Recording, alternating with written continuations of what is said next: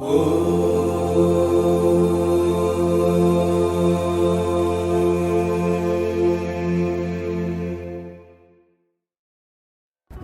ശ്രീ സായിരാം.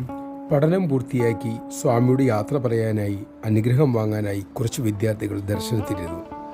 പക്ഷേ അവർക്കതിനുള്ള അവസരം കിട്ടിയില്ല. കുട്ടികൾക്ക് വിഷമം തോന്നി. പക്ഷേ അവർ ഭഗവാൻ താമസിക്കുന്ന വസതിയിലേക്ക് പോകാൻ തീരുമാനിച്ചു. അപ്പോൾ ഒരു മുതിർന്ന വിദ്യാർത്ഥി ഒരു കത്ത് കൊടുത്തിട്ട് പറഞ്ഞു, സ്വാമിയെ കണ്ടാൽ ഈ കത്ത് കൊടുക്കണേ. തികച്ചും വ്യക്തിപരമായ കത്താണിത്. മറ്റാരുടെയും കയ്യിൽ ഒരു കാരണവശാലും കൊടുക്കരുത്. ഒരു വിദ്യാർത്ഥി ആ കത്ത് വാങ്ങി. അങ്ങനെ വിദ്യാർത്ഥികളെല്ലാവരും ഭഗവത് വസതിക്ക് മുന്നിലെത്തി. ഭാഗ്യത്തിന് പരിചയമുള്ളൊരു അധ്യാപകനെ കണ്ടു. വിവരമറിഞ്ഞപ്പോൾ അവരുടെ ആവശ്യം എഴുതി കൊടുക്കുവാൻ അദ്ദേഹം പറഞ്ഞു.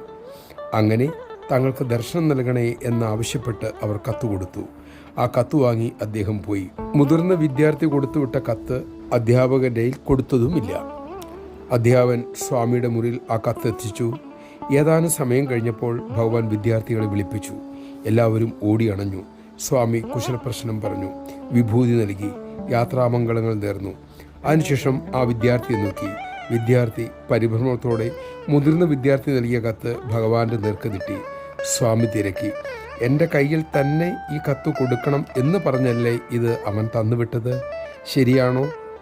ഭഗവത് വാക്കുകൾ കേട്ട് വിദ്യാർത്ഥിക്ക് രോമാഞ്ചമുണ്ടായി. കണ്ണുകൾ നിറഞ്ഞു. ജയ് സായിരാം. എല്ലാം സ്വാമി അറിയുന്നു എന്ന് നാം അറിയുമ്പോഴാണ് നമ്മിൽ വിശ്വാസം ഉറയ്ക്കുന്നതും ആനന്ദത്തിൻ്റെ ഓളങ്ങൾ ഉയരുന്നതും. जय बोलो भगवान श्री सत्य साई बाबा जी की जय।